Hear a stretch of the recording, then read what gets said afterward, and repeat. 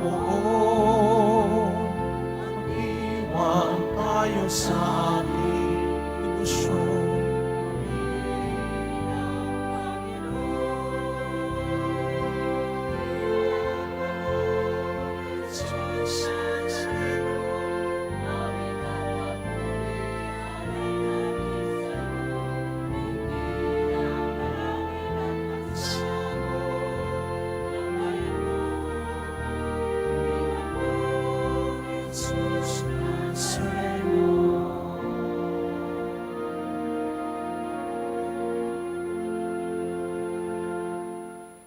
Sa ngalan ng Ama at ng Anak at ng Espiritu Santo, Amen. ang pagpapala ng ating Panginoong Hesukristo, ang pag-ibig ng Diyos Ama, at ang pakikipagkaisa ng Espiritu Santo, naway sumainyong lahat. At sumaiyo rin. Mga kapatid, sa araw na ito, ginugunita po natin ang kapistahan ni San Francisco ng Assisi. Upang maging karapat-dapat po tayong tumanggap ng mga bagong biyaya at himala ng Diyos sa misang ito, tumahimik po muna tayong sandali. At nang may kababaang loob kasama ni Maria, humingi po tayo ng awa at patawad sa Diyos sa lahat ng inisip at ginawa nating kasalanan.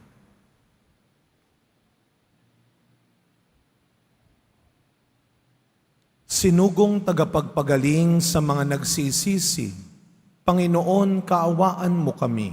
Panginoon, kaawaan mo kami.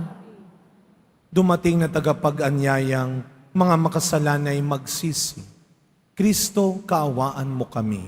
Kristo, kaawaan mo kami. Nakaluklok ka sa kanan ng Diyos Ama para ipamagitan kami. Panginoon, kaawaan mo kami. Panginoon, kaawaan mo kami. Kaawaan tayo ng makapangyarihang Diyos, patawarin tayo sa ating mga kasalanan at patnubayan tayo sa buhay na walang hanggan. Amen. Manalangin po tayo.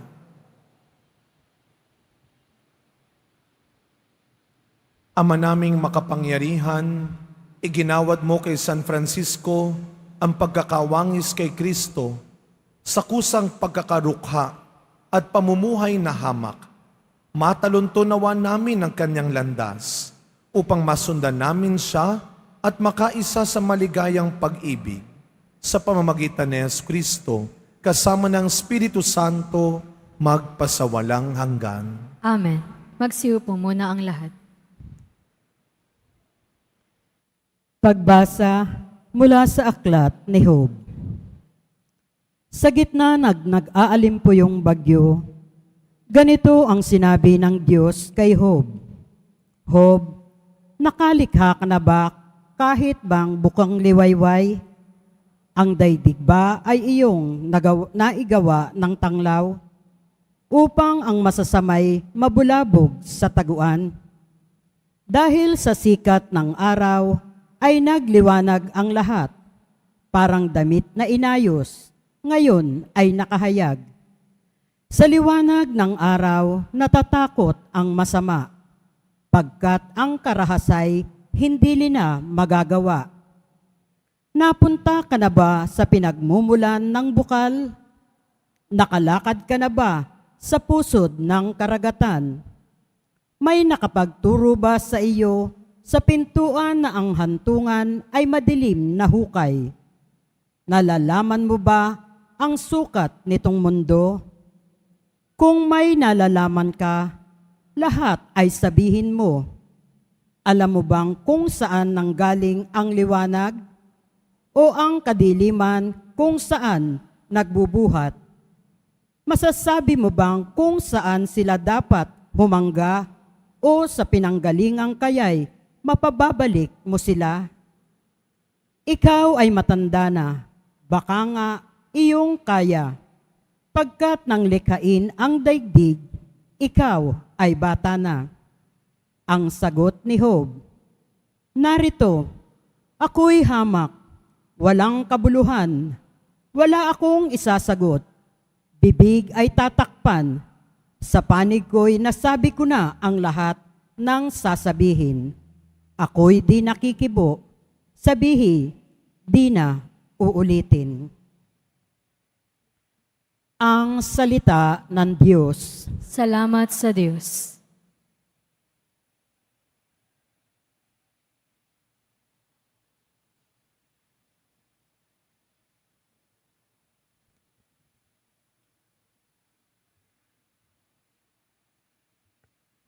Poon ako'y samahan sa buhay na walang hanggan.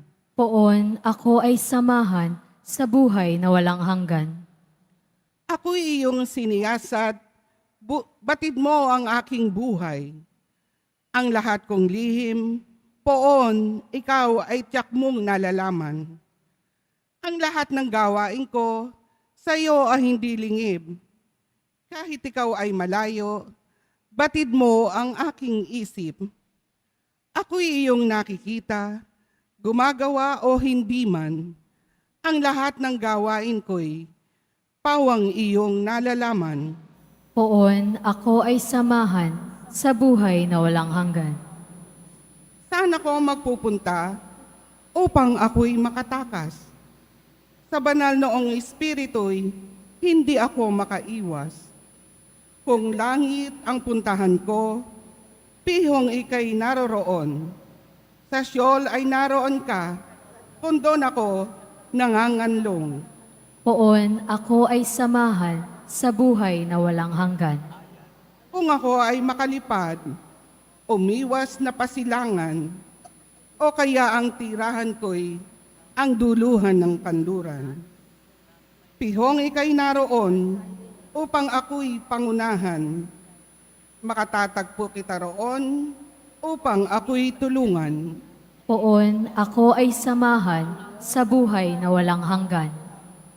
Ang anumang aking sangkap, o Diyos ang lumikha, sa tiyan ng aking inay, hinugis mo kong bata. Pinupuri kita, o Diyos, marapat kang katakutan. Ang lahat ng gawain mo ay kahangang-hangan tunay. Poon, ako ay samahan sa buhay na walang hanggan. Magsitayo po ang lahat.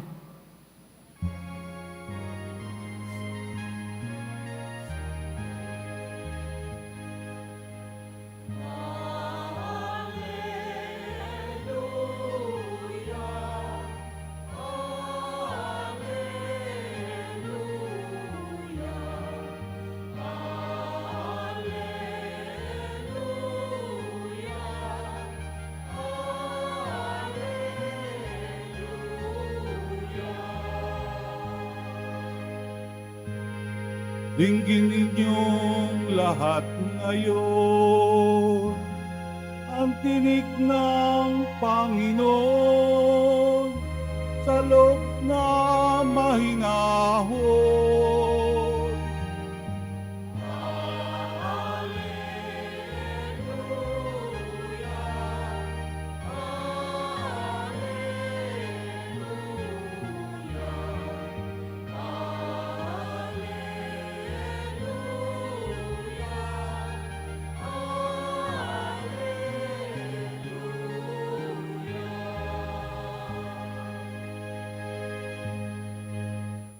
Sumainyo ang Panginoon. At sumayo rin.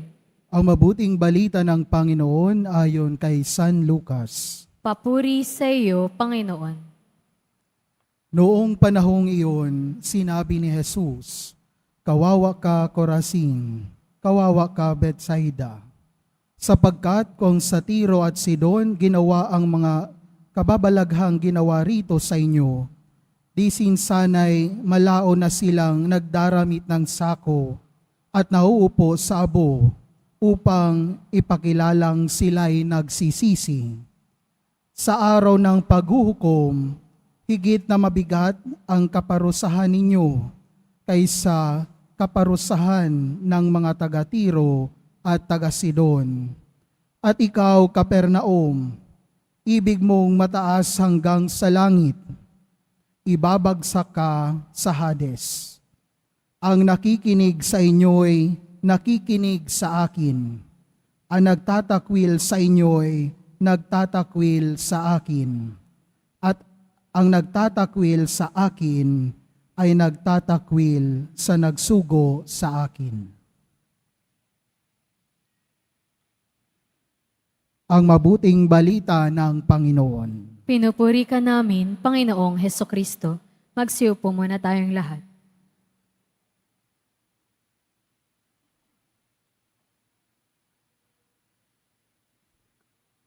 Good afternoon po sa inyong lahat. Batiin natin ang mga katabi natin, good afternoon. At napakaganda ho't sumikat muli ang araw dahil ngayon ay unang Biyernes sa buwan ng Oktubre, ang buwan ng Santo Rosario.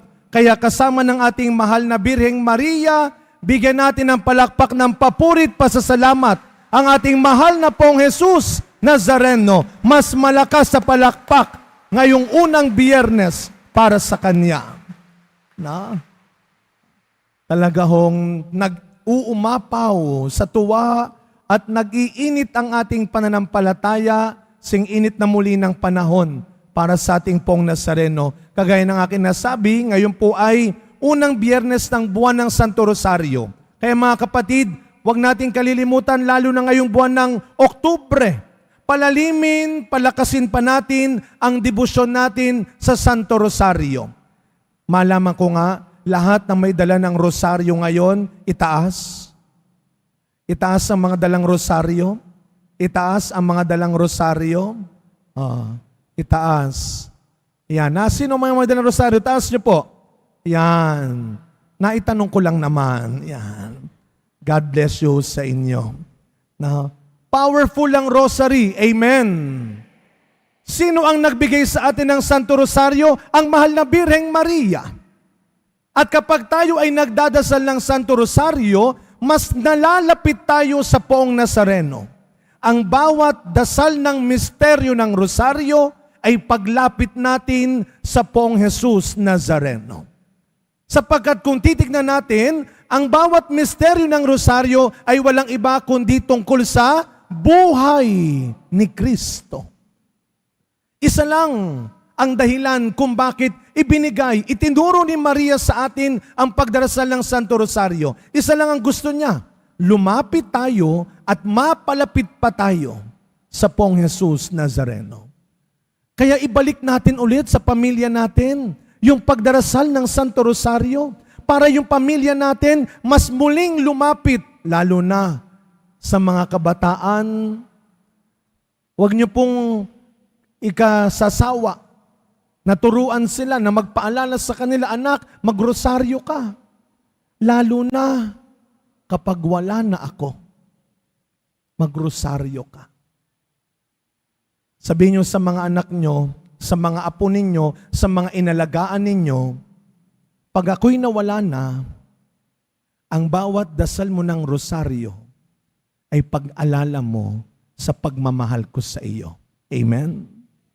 At yun ang sinasabi ni Maria, kapag kayo nagro-rosaryo, iniibig ninyo ako ng tunay. Sapagkat ang pag-ibig ninyo sa akin ay pag-ibig nyo sa aking anak. Pray the rosary. Pero wag kayong tutulad doon sa iba, yung iba nagdadasal ng rosaryo, ito naikwento ko na. Pagdating nung gabi, sabi sang, alam mo Father, very powerful ang rosary. Sabi ko talaga, sabi nung matanda sa akin, oo Father, kahit ang ngayon matanda na ako, dinadasal ko yan, lalo na pag bago matulog. Yun nga lang, Father, minsan nahihiya ako. Bakit po? Kasi minsan hanggang third mystery lang. Bakit hanggang third mystery lang? Pag hindi ako makatulog, kinukuha ko yung rosaryo ko, nagro-rosaryo ako, pero hanggang third mystery lang minsan. Bakit? Napuputol ba? Hindi. Ba't hanggang third mystery? Pagdating ng third mystery, may epekto na. Hail Mary, full of grace, the Lord. Effective, Father? Sabi ko, ginawa mong sleeping pills yung rosary beads. Pray the rosary. Pero meron pa tayong isang pinagdiriwang ngayon, ang nabanggit ko. Ang kapistahan ni San Francisco ng Assisi. Saint Francis of Assisi. Isa sa mga kilalang santo ng ating simbahan. Pag sinabing Saint Francis, ang naalala kagad natin, hindi yung mall. Ang naalala natin, mahihirap. Si Saint Francis, ipinanganak sa Assisi sa Italia mula sa isang marangya, mayamang pamilya. Pero literal, tinalikuran niya, iniwan niya ang buhay na marangya, ang buhay na mayaman. Kaya kung nanood kayo ng kanyang life story, yung Brother Sun, Sister Moon, merong doon pinaka-exciting part. Ito daw yung pinaka-highlight kung saan si San Francisco, sa gitna ng mga tao, hinubad niya literal ang lahat. Yung damit niya, lahat ng suot niya. At ang sabi niya, ako'y hindi mo na pag-aari, ako'y sa Diyos na. Niyakap niya ang buhay ng mga dukha. At siya'y naging isa sa mga dukha. Si San Francisco sa kanyang kabanalan, hindi lamang siya kilala sa pagmamahal sa mahirap, sa mga may sakit.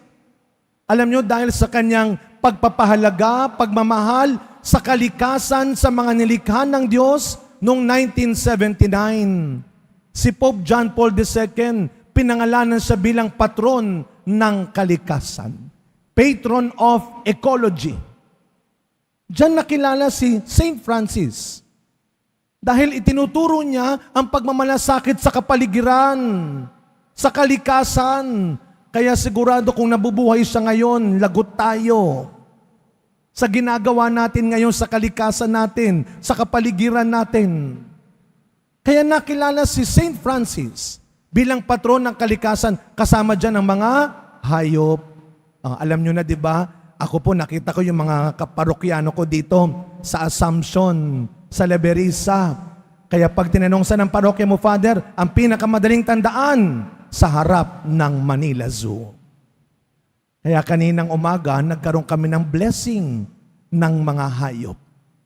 Alam niyo mga kapatid, marami ng simbahan ngayon ang nagbabasbas kapag piyesta ni San Francisco ng mga hayop. Bilang tanda ng pagpapahalaga rin sa ibang nilalang ng Diyos. Pero dapat hindi lang yung mga alaga ang binabasbasan. Dapat pati yung mga nag-aalaga binabasbasan. Na maging responsable rin tayo sa mga inaalagaan nating ito. Meron pong magandang sinabi si Saint Francis na gusto ko pong iwan sa inyo at pagnilayan natin pare-pareho. Sabi ni Saint Francis, start by doing what is necessary. Simulan natin sa kung ano lang ang mahalaga, sa kung ano lang ang kailangan. Start by doing what is necessary. Kaya nga si Saint Francis, kasama ng kanyang mga alagad, kapag sila ay nag-iikot, pag nagtuturo sila, pag nagmi-mission sila, ano ang bilin ni Saint Francis? Magmi-mission tayo. Magsasalita tayo kung kinakailangan lamang. Alam nyo, mahalagang paalala sa atin ngayon yan. Magsalita ka kung kailangan lang. Baka naman minsan hindi kailangan ng salita mo. Gumawa ka na lang, mas maganda pa. Yan ang sinasabi ni Saint Francis. Minsan, mas nagiging kapaki-pakinabang tayo, mas nagiging makabuluhan tayo, hindi lang sa kung ano-anong sinasabi natin, kundi sa mabuti at tamang ginagawa natin. Kaya sabi niya, start by doing what is necessary. Ang kadugtong, then what is possible? And suddenly you are doing the impossible. Gawin mo muna kung anong kailangan. Pagkatapos, kung anong makakayanan. At hindi mo mamamalayan, nagagawa mo na pati ang mga hindi nila inaasahan. Siguro mga kapatid, yan ang sobrang ikinalungkot ni Kristo sa ebanghelyong narinig natin ngayon kay Father Marbs. By the way, si Father Marbs po ay mula sa Diocese ng Sorsogon. Siya po ang aking bagong kasamang pari sa aking parokya. First time lang niya magmisa dito sa Quiapo. Kaya i-welcome natin si Father Marbs mula sa Diocese ng Sorsogon. Ano ang sabi ni Kristo sa ebanghelyo natin ngayon? Kawawa ka, Corazin. Kawawa ka, Bethsaida. Anong ibig sabihin nito? Ano ba yung Corazin? Ano ba yung Bethsaida? Ito'y dalawang mahalagang bayan na pinuntahan ni Kristo para sila'y turuan at gawan ng magagandang bagay, lalo na ang Bethsaida. Sa Bethsaida, 3 alagad ni Kristo ang nanggaling doon, ang taga doon. Maraming himalang ginawa si Kristo doon. Isa dyan yung paglalakad niya sa tubig, isa dyan ay yung pagpagaling niya sa bulag. Kaya ano ang panghihinayang ni Kristo sa ating ebanghelyo ngayon? Sayang! Ang dami-dami kong ginawang himala sa inyo, lagi akong nagpupunta sa inyo, tinuturuan ko kayo, pero hindi pa rin kayo naniniwala at nagbabago. Well, baka ito po ay paalala rin sa atin na madalas magsimba. Sana ang pakiusap lang naman ni Kristo, hindi naman overnight, hindi naman madaling magbago, pero sana sinisimulan mo na ang pagbabago. Unti-unti, dahan-dahan. Kaya nga ang tawag natin dyan, perseverance. Try. At least araw-araw, sinusubukan mong magsimula ulit ng tama. Hindi yung sa isang matagal mo ng pagkakamaling ginagawa, sa isang matagal mo ng masamang ginagawa, ayaw mo pang tigilan. Ayaw mo pang tapusin. Bakit hindi mo subukang simulan ulit na maging tama ang buhay mo? Na maging mabuti ang iniisip mo? Araw-araw, binibigyan tayo ng pagkakataon ng Diyos na magsimula. At pag sinabing pagsisimula, merong isang tao sa buhay nating lahat na babalikan natin tungkol sa pagsisimula ng buhay natin. Yan ay walang iba kundi ang ating mga dakilang guro, ang mga teachers. Marami ngayong walang pasok din dahil National Teachers Day ngayon. Bukas, World Teachers Day. Kaya mga kapatid, pasalamatan natin at parangalan natin ang lahat ng mga teachers natin sa ating buhay. Palakpakan natin ang ating mga guro. Meron ba mga teachers na nandito ngayon? Taas po ang kamay. Ayan. Happy Teachers Day po sa inyo. Mabuhay ho kayo. No? Ayan. Meron kaming mga teacher na bisita dito. Alam niyo kung saan sila galing pa? Sa Porac, Pampanga. Sila ay mga guro ng mga katutubong Aita. Palakpakan ho natin ang mga bisita ho nating guro. At araw-araw, nagbibigay ang Diyos sa atin ng mga taong tutulungan tayong magsimula ulit. Araw-araw. Huwag kang mawawalan ng pag-asa. Huwag mo kagad isusuko ang buhay mo, ang sarili mo, dahil meron at merong darating na tamang tao na tutulungan kang magsimula ulit. Hindi porket nagkamali ka kahapon, hindi na pwedeng magsimula ngayon. Hayaan yung tapusin ko ang pagninilay na ito sa kwento ng isa kong dakilang guro na naikwento ko na ng maraming beses siguro. Nung ako po'y nasa elementary, isa lang ang pangarap ko, ang makasama sa top 10. Dahil doon sa school namin, sa recognition day, ang top 10, magmamarcha. So ang pangarap ko, makasama ng top 10. Dumating na ang deliberation at in-announce. Sabi nung advisor ko, nakuhan, sayang, top 11 ka. Huh? Sabi ko, sayang naman, isa na lang.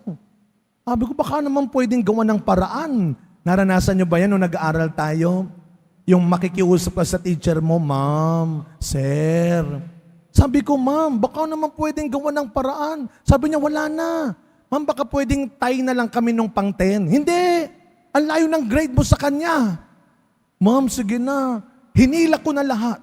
Alam nyo, naniniwala ako, walang teacher na gusto tayong ibagsak. Walang teacher na nag-isip kung paano hindi ka gagraduate. Ito personal kong paniniwala. Lahat ng teacher, gagawin ng lahat, gumraduate ka lang. Nang mawala ka na sa paningin niya. Ang kulit mo kasi. No, pero biro. They will do everything. Ang alam niyo, mahal na mahal ko yung teacher ko. Hindi ako nakasama ng top 10. Siguro mahal niya ako, talagang mabait ako. Ang ginawa niya akong ulirang mag-aaral. Most outstanding student. Doon sa recognition day, ang ulirang mag-aaral, hawak ng advisor, di nauna pa ako sa top 10, nakapagmarcha. Para-paraan lang talaga. Alam niyo kung bakit daw ako hindi nakasama? Ang sabi ng teacher ko, the best lesson I learned before I graduate. Hans, ang problema, late bloomer ka. Late bloomer. Sabi ko, ano po yun, ma'am? Huli na nung ginalingan mo. Fourth grading na. Kaya hindi ka nakahabol. Dapat sa simula pa lang, ginagalingan mo na. Inaayos mo na. Araw-araw, mga kapatid, sa pagkapatuloy ng misa natin, sa tulong ng panalangin ni Maria at ni San Francisco, mga taong nagtiwala sa Diyos at naniwala sa Diyos. Araw-araw, maniwala ka. Pwede ulit magsimula. Pwede ulit sumubok. Gawin natin kung ano ang kailangan, kung ano ang makakayanan, hanggang hindi mo na mamalayan, nagagawa mo na ang hindi nila inaasahan. Amen.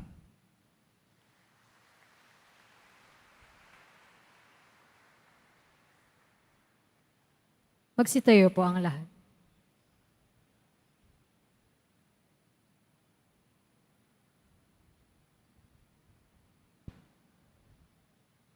Minamahal kong mga kapatid, ipanalangin natin ang lahat ng lalaki at babae upang pakinggan nila si Kristo at tumugon sila sa tawag ng pagbabalik loob at pagbabago. Ang ating pong itutugon, Panginoon, buksan mo ang aming mga puso. Panginoon, buksan mo ang aming mga puso. Ang simbahan naway maging instrumento ng pagpapanumbalik ng mga tao sa kawan at maging instrumento ng paghahanda sa kanilang pagpasok sa karihan ng Diyos. Manalangin tayo. Panginoon, buksan mo ang aming mga puso. Ang mga pinuno ng mga bansa naway magkapit kamay sa pagdadala ng kalayaan at dangal sa lahat. Manalangin tayo. Panginoon, buksan mo ang aming mga puso.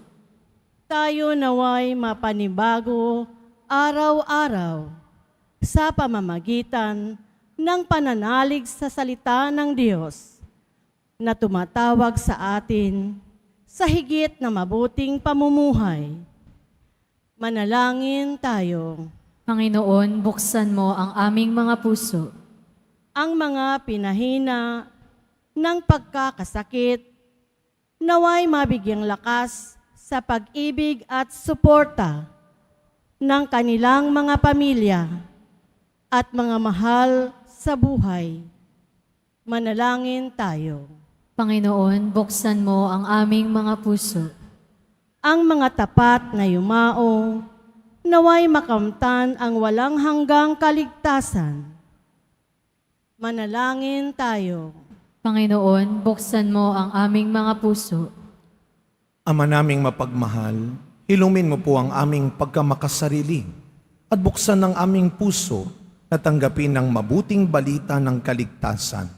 Hinihiling namin ito sa pangalan ni Kristong aming Panginoon.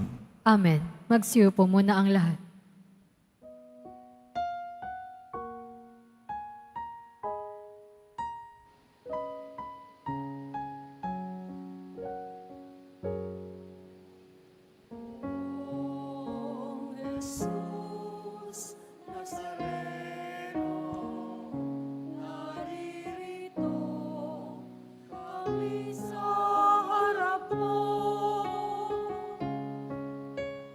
Alakay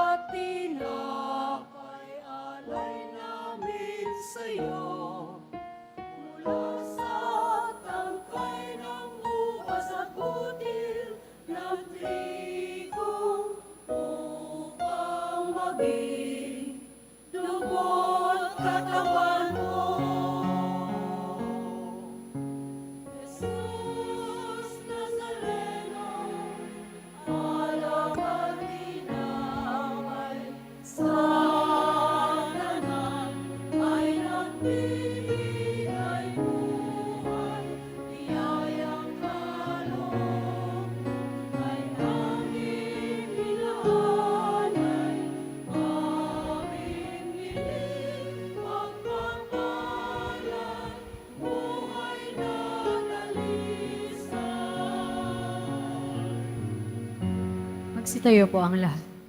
Manalangin kayo mga kapatid upang ang paghahain natin ay kalugdan ng Diyos amang makapangyarihan. Tanggapin nawa ng Panginoon itong paghahain sa iyong mga kamay, sa kapurihan niya at karangalan, sa ating kapakinabangan at sa buong sambayanan niyang banal.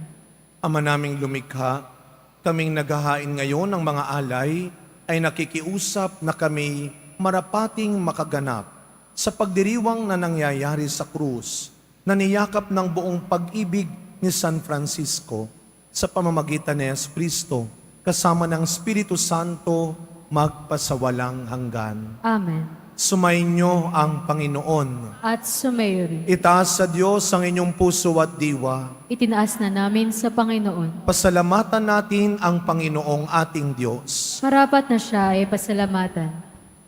Ama naming makapangyarihan, tunay nga pong marapat na ikaw ay aming pasalamatan. Ang pagpaparangal sa iyong kabutihay, lagi mong pinaalingaw-ngaw sa iyong sambayanan sa pagkakaroon ng mga kaanib na maaasahan at tapat tulad mo sa pananagutan upang magbunga ang punyagi ng iyong anak na sa iyong pag-ibig kami makatulad. Ang mga banal na tao'y tumutulong sa lahat sa pagbibigay halimbawat pananalangin wagas. Kaya kaisa ng mga anghel na nagsisiawit ng papuri sa iyo nang walang humpay sa kalangitan, kami nagbubunyi sa iyong kadakilaan.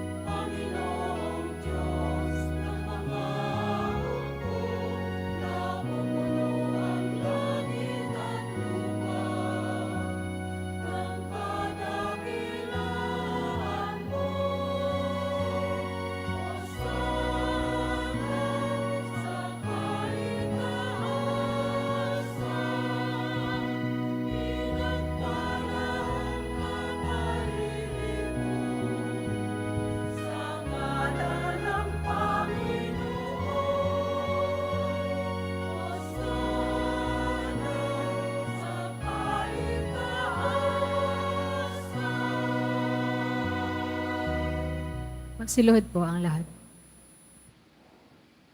Ama naming banal, ikaw ang bukal ng tanang kabanalan. Kaya't sa pamamagitan ng iyong Espiritu, gawin mo pong banal ang mga kaloob na ito upang para sa amin maging katawan at dugo ng aming Panginoong Jesucristo. Bago niya, pinagtiisang kusang loob na maging handog. Hinawakan niyang tinapay, pinasalamatan kanya, pinaghati-hati niya iyon. Iniabot sa kanyang mga alagad at sinabi, tanggapin ninyong lahat ito at kanin. Ito ang aking katawan na ihahandog para sa inyo.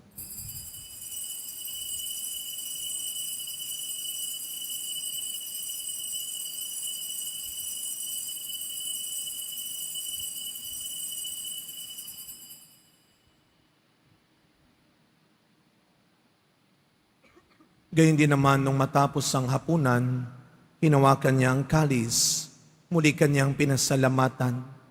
Iniabot niya ang kalis sa kanyang mga alagad at sinabi, tanggapin ninyong lahat ito at inumin. Ito ang kalis ng aking dugo, ng bago at walang hanggang tipan.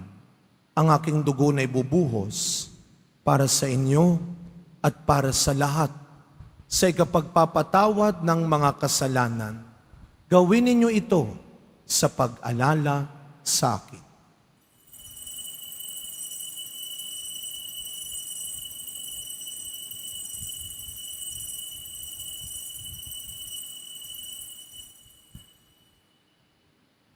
Magsitayo po ang lahat. Ang misteryo ng pananampalataya. Si Kristo'y namatay, si Kristo'y nabuhay, si Kristo'y babalik sa wakas ng panahon. Ama, ginagawa po namin ngayon ang pag-alala sa pagkamatay at muling pagkabuhay ng iyong anak. Kaya tinaalay po namin sa iyo ang tinapay na nagbibigay buhay at ang kalis na nagkakaloob ng kaligtasan. Kami po ay nagpapasalamat dahil kami iyong minarapat na tumayo sa harap mo para maglingkod sa iyo.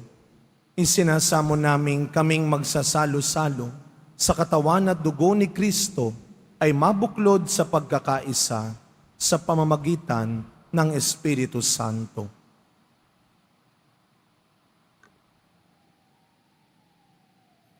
Ama, linghapin mo ang iyong simbahang laganap sa buong daigdig. Puspusin mo kami sa pag-ibig kaysa ni Francisco na aming Papa at ni Jose na aming Obispo at ng Tanang Kaparian. Alalahanin mo rin ang mga kapatid naming nahimlay nang may pag-asang sila'y muling mabubuhay, gayon din ang lahat ng mga pumanaw. Kawaan mo sila at patuloyin sa iyong kaliwanagan. Kawaan mo at pagindapating kaming lahat na makasalo sa iyong buhay na walang wakas. Kaysa ng mahal na Birheng Maria na ina ng Diyos, ng kabayak ng puso niyang si San Jose, kaysa ng mga apostol at ng lahat ng mga banal na namuhay dito sa daigdig ng kalugod-lugod sa iyo. May pagdiwang nawa namin ang pagpupuri sa ikararangal mo sa pamamagitan ng iyong anak na aming Panginoong Hesukristo.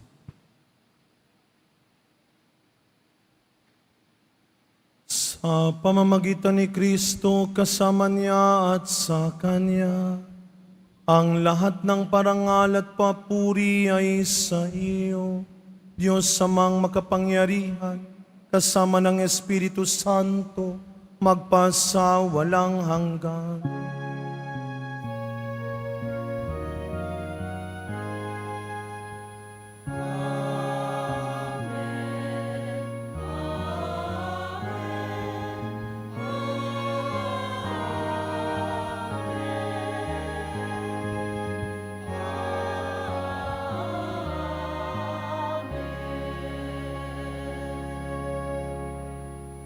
Bilang mga anak ng ating mapagmahal na Ama sa Langit, buong tiwala nating awitin ang panalangin turo ni Kristo.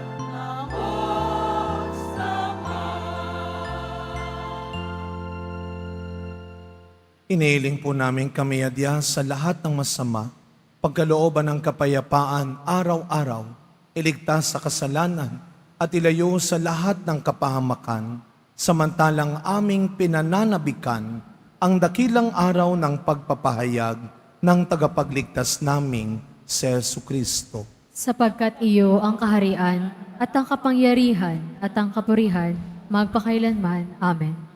Panginoong Kristo, sinabi mo sa iyong mga apostol, kapayapaan ang iniiwan ko sa inyo. Ang aking kapayapaan ang ibinibigay ko sa inyo. Tunghayan niyo po ang aming pananampalataya at huwag ang marami at paulit-ulit naming pagkakasala. Pagkalooban mo po kami ng kapayapaan at pagkakaisa ayon sa iyong kalooban, kasama ng Espiritu Santo, magpasawalang hanggan. Amen. Ang kapayapaan ng ating Panginoon ay laging sumainyong lahat. At sumayo rin. Araw-araw, binibigyan pa rin tayo ng pagkakataon ng Diyos na magbago at maging mas mabuting tao. Magbigayan po tayo ngayon ng kapayapaan sa isa't isa. Peace be with you. Kordero ng Diyos na nag-aalis ng mga kasalanan ng sanlibutan, maawa ka sa amin. Kordero ng Diyos na nag-aalis ng mga kasalanan ng sanlibutan, maawa ka sa amin.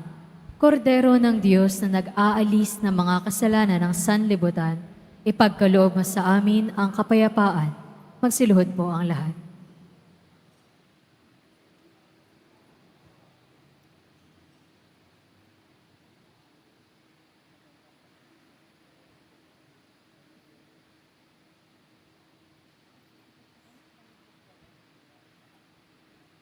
Masdan ninyo ang ating poong Jesus Nazareno, ang anak ni Maria.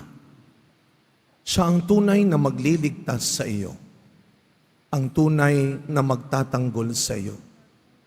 Ang kordero ng Diyos na nag-aalis ng mga kasalanan ng sanlibutan, mapapalad po tayong lahat na inaanyayahan sa kanyang piging.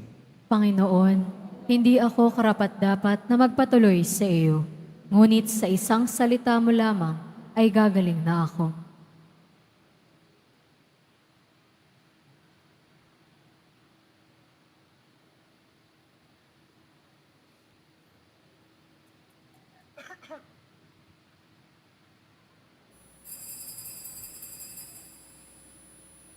Para sa lahat ng tatanggap ng banal na komunyon, sasagot po tayo ng amen pagkasabi ng pari o ng lay minister ng katawan ni Kristo at isubo agad sa bibig bago umalis sa harapan ng pari o lay minister.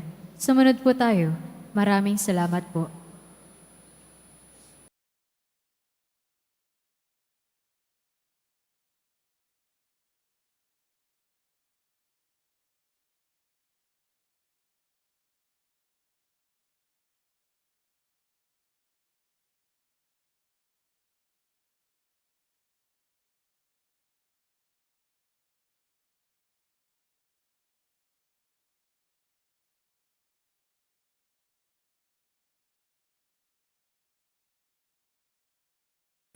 Ama naming mapagmahal, kaming pinapagsalo mo sa banal na pakikinabang ay gawin mong sa pagtulad sa pag-ibig at malasakit ni San Francisco, magkamit ng pagmamahal mo at makapag-ukol nito sa kapakanan ng lahat ng tao. Sa pamamagitan ni Yesu Kristo, kasama ng Espiritu Santo, magpasawalang hanggan. Amen. Muli po, tayo ay sobrang nagpapasalamat sa lahat ng mga naging pangalawang magulang natin, sa ating mga guro, lalo na ipagdasal natin ang mga guro na may sakit ngayon, ang mga gurong malayo at nag-iisa, ang mga gurong nasa misyon, at ang mga yumao na nating mga guro. Hindi matatawaran ang kanilang sakripisyo para sa pamilya nila at sa mga taong hindi man nila kaano-ano ay pinagmalasakitan nila. Sa aming mga mahal na guro, ang Diyos na ang magbigay ng sapat at dapat na parangal at gantimpala para sa inyo. Palakpakan muli natin ang ating mga guro. Sumainyo ang Panginoon. At sumayo rin. Yumuko po kayo habang iginagawad ang pagbabasbas. Mahal na pong Jesus Nazareno, inihayag mo sa pamamagitan ng krus ang walang maliw na pag-ibig ng Diyos sa sangkatauhan. Pakinggan mo po ang kahilingan ng iyong angkan na nagsusumamo sa iyo. Makamtam nawa nila ang iyong katugunan at tanggapin ang kasagutan na may utang na loob na tinatanaw. Basbasan din po ninyo ang mga dala-dala nilang imahen at dasalan. Sa pamamagitan ng bendisyon na ito, naway maalaala nila ang mga pangako nila noon sa binyag na ikaw ay kanilang iibigin at paglilingkuran bilang Panginoon magpasawalang hanggan. Amen. Naway pagpalain at ingatan ang inyong pamilya ng ating mapagbigay na Diyos, Ama, Anak, at Espiritu Santo. Amen. Tapos na po ang ating pagdiriwang, humayo kayong taglay ang pag-asa ng Poong Jesus Nazareno. Salamat sa Diyos.